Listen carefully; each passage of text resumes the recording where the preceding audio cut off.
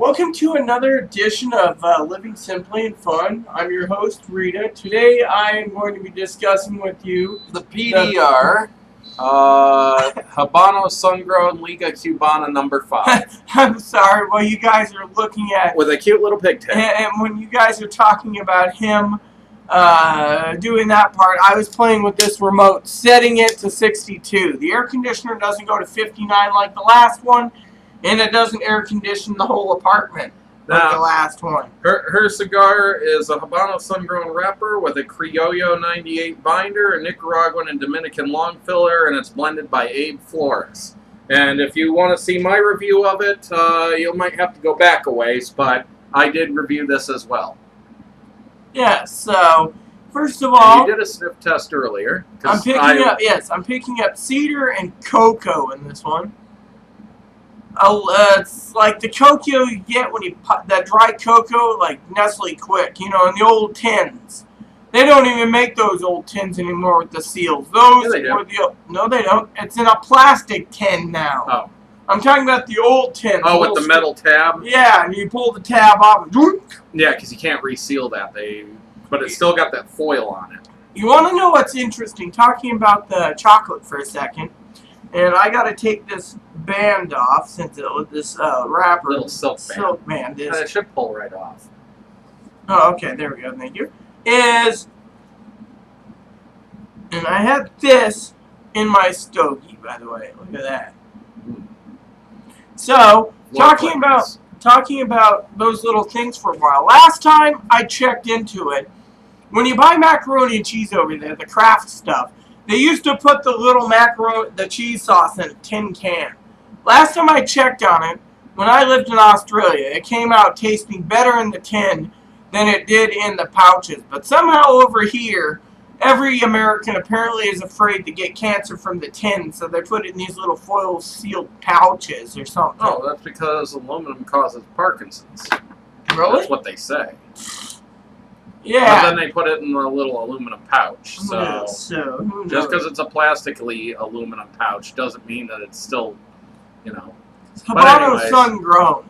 Now, like I said, it's chocolate. And that is thanks to Johnny Sticks. Yes, I want to thank Johnny Sticks for it. I want to apologize to him also for not getting to... in like 2 weeks. Yes, for not getting back to...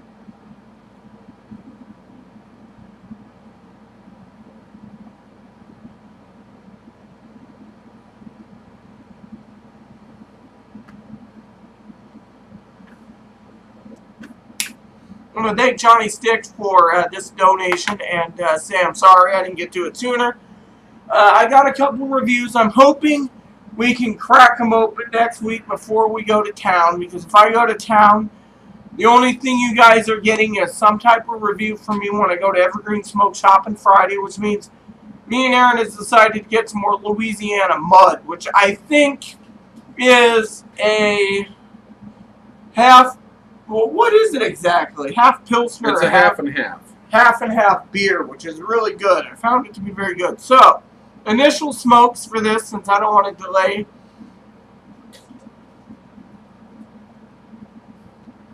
Oh, and I wanted to share something with Aaron. But first up, I'm getting toasted, tasty, toasty notes with cedar,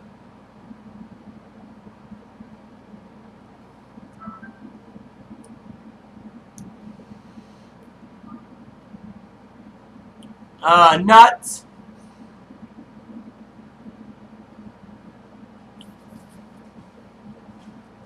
creamy butteriness. That's got to be the sun-grown itself. This is the Habano. So some Habanos are good, some aren't.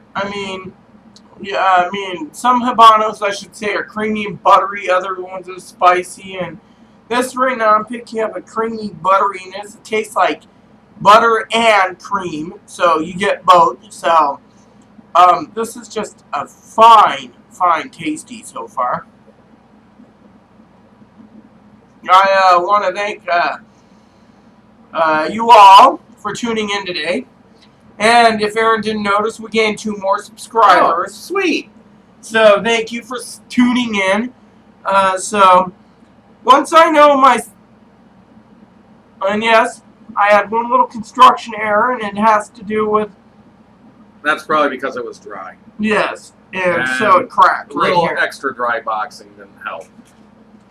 So, the other thing I wanted to say besides thanks to our subscribers is, as I said, I'm thinking as soon as I get my surgery date set up, a consult surgery date, CAT scan all put together, to have my facial surgery. For some of you out there that are wondering, I will be breaking out one of the J.C. Newman cigars to review. So, Mr. Johnny Sticks, please don't mind me delaying it just a little Waiting longer. for a celebration. Yes, and I don't have any good celebration sticks right now, so those I'm holding on to in my humidor. Is there anything else I got to review that Johnny Sticks donated? Let's see.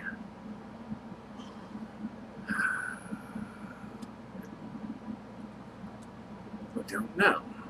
I'm also getting a light pine taste in this. I think we're And pretty much oaksy. caught up. So, more like a woodsy note. So, alright, well, so I want to say stay tuned, and I will get to the halfway point, and I think this is a 4x60. I don't know, it might be 4.5 by 60. Heck, it could be a miniature. I don't know. It's a 4x60. No, there you have it. So stay tuned for part 2. Welcome back to the halfway point of this PDR Sun-Grown. First, I want to say thanks again to Johnny Sticks. I had to fix a couple things.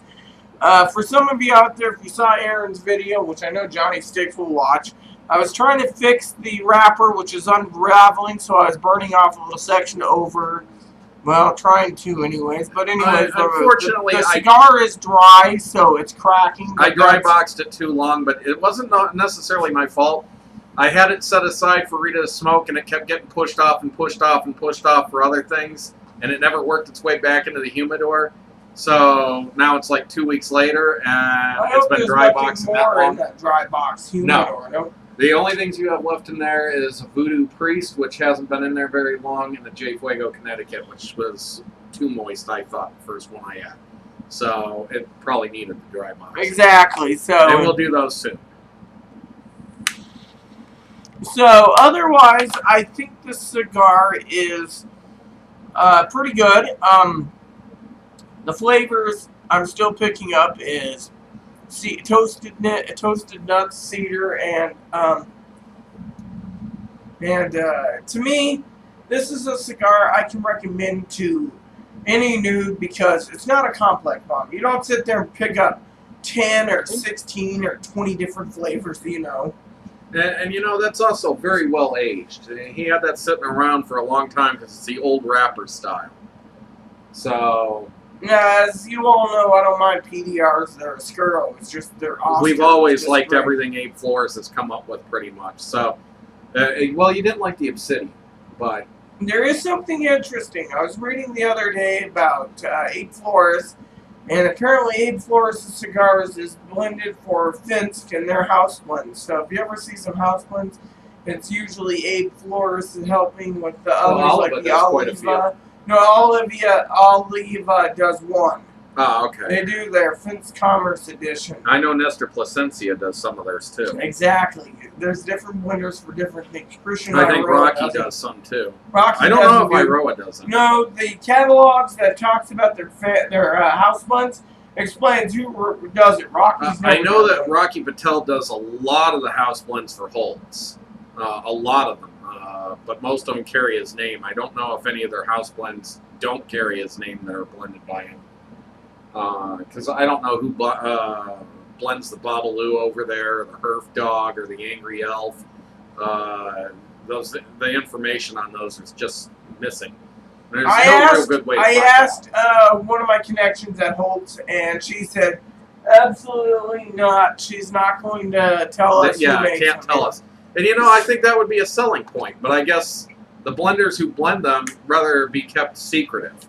It's like we're blending something really dirt cheap here, and we don't want people to know it's ours.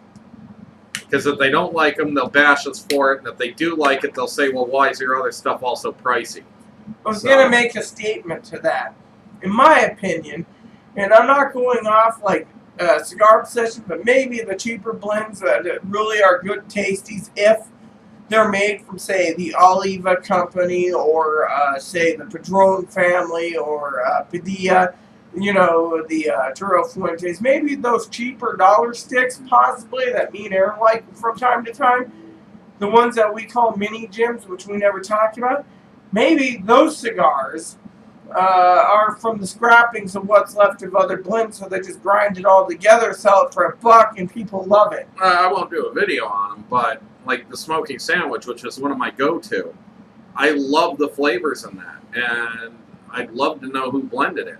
But, you know, dollar a stick, you can't complain, especially when it's pretty high quality. Same with my other go-to, which is the Boardwalk and then the Herf Dog. My favorite is the bottom shelf for under $20. And you like the Winthrops as well. The Winthrops, and the Winthrops really and bottom shelves are both good. I find the bottom shelves to be too wonky, though. They are the built Winthrops a are cheaper. one of my favorite go-tos when I do have them. The other go-tos I like is sometimes I do like the Viking Village. I like that one because it's got a unique flavor. And then the Fine Catches, I did not like them at first, but they grew on me, and I love the Fine Catch now. The Blender Clearinghouses are good. The Angry Elf is great. The Argyle Fumoses are great. And I don't even know who makes Argyle. But given the fact that they work very heavily with Ashton, my father, and Rocky Patel and Alec Bradley, I'd assume that probably quite a few of their blends that are house are actually dump-offs from those main companies who are like, this is a blend that didn't work for us. And they're like, we'll buy it. And they ended up buying like 200,000 sticks and because those companies didn't want to keep that stuff in their warehouse. And then they just slapped on a label like bottom shelf. Now, the pars are really very subpar quality. I had some good ones, but that was, but most of 2 years ago. Most of the pars that I had out of 40 pars or so that I've smoked, they've almost all been very wonky. Fairly loose wrap, and that's the problem with them is they'll run on the left or right because of that. But you know, I didn't like the flavor. As you all know, being nicknamed Queen Nubs, I will say that I'm looking, because we're talking about Holtz, eventually to buy a bundle of each Rocky Patel Mulligan Groundhogs, which are the 4x60s that are competing with Nubs, and I will give it my go. Give it a go. Well, I want to try that Fairway one that from the Mulligans. That's the candy, the Candela. But if you saw a review on Rocky Patel Mulligan's Masters collection, we love that cigar, and that's like $50 a bundle. So what I find funny about some bundles is people say, well, I'm not parting $50 for something that Rocky has his hand in it or name in it. Oh, and they also because they complain that you don't get a nice box with it. Yeah, and then the other one that they work heavily with over there, it seems, is A Turn. So some of those blends might even be from his factory. So anyways, you got anything further to say about this? No, and I want to ask Johnny Sticks if he's watching my review to apologize to him, because I did have to fix it to even this out. It's because it's the dry boxing issue. I overdid it. Yes. So anyways, with that said, please stay tuned for the final third. Thank you, and stay tuned. Good morning, good afternoon, everyone. Welcome back to the final third of this PDR. If you can see it, it lightly has been tunneling. You see that? PDR, sun-grown. It's tunneled just a bit, right? Cuba, yes. Liga Cubana number 5. As long as it don't. And again, that's probably because it was too dry. However, actually, that's usually a sign of it being too moist. Anyways, I gotta say, this cigar has been very good, even though there was a few minor browns like it tunneling, but that's okay. So,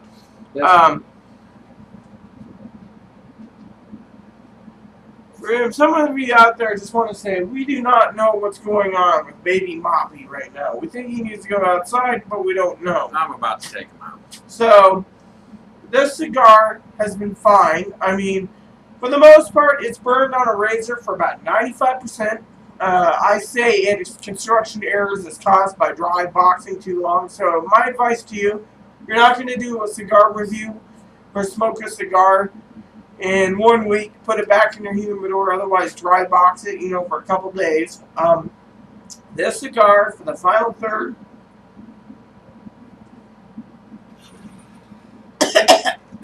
went down the wrong pipe for once.